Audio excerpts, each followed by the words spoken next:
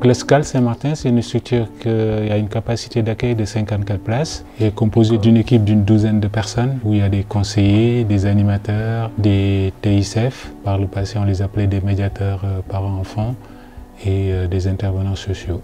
Nous, en dehors de l'accueil dans le cadre de l'insertion des familles, on ouvre des places hivernales et ces places permettent d'accueillir des personnes qui sont à la rue, des familles.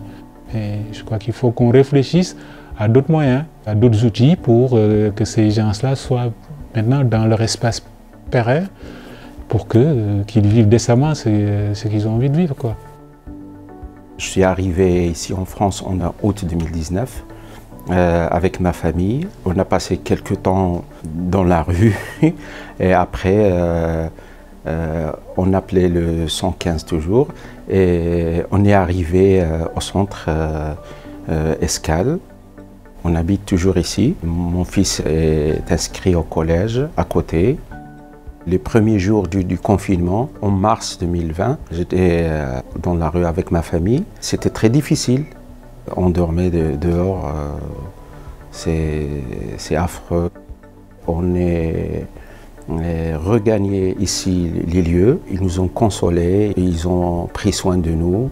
Et ça y est, la vie est démarrée. On est sur une structure Alto, donc c'est un dispositif particulier qui permet l'accueil de familles qui ont été repérées au 115, qui nous sont orientées par le SIAO.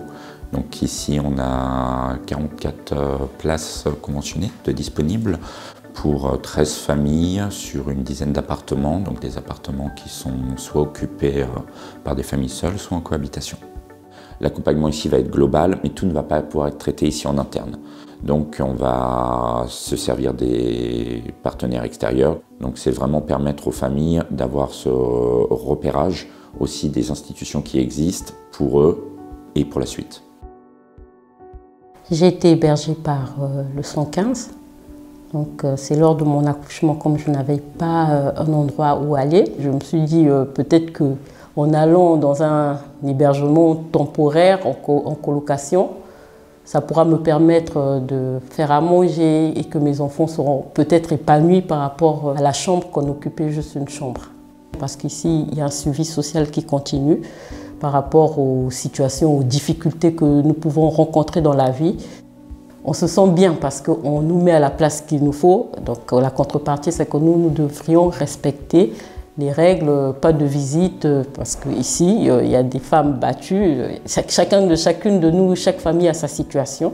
On fera une visite la semaine prochaine pour un logement. Ça a félicité pour l'assistance sociale, vraiment. Le soutien était vraiment, bon, positif, quoi. Le SAMU Social 93 est un service de l'association Hôtel Social 93. En fait, l'objectif du service, c'est vraiment de raccrocher au maximum les personnes vers le droit commun. Donc, on oriente beaucoup les personnes qui sont rencontrées en rue. Les personnes sont rencontrées soit par le biais d'un signalement qui est fait, toute personne contacte le 115, soit ce sont sur des veilles, c'est-à-dire que c'est une personne ou une famille qu'on a déjà rencontrée, pour lequel on a repéré des vulnérabilités et pour lequel il faut qu'il y ait un accompagnement et qu'on va rencontrer cette famille chaque semaine. Ça fait 2 ans que je suis en journée et je m'occupe du public des grands exclus et éventuellement voilà, de l'accompagnement global, accompagnement administratif et accompagnement justement vers l'hébergement. Ce que j'ai constaté, c'est que d'année en année, en fait, le type de public s'élargit. Il y a de moins en moins de places. Moi, j'ai l'impression que voilà, les priorités ont changé. On garde quand même une certaine vigilance, mais malheureusement pour ces personnes-là, il n'y a pas de prise en charge. Donc c'est pour ça qu'il faudrait justement des hébergements adaptés pour ce type de public.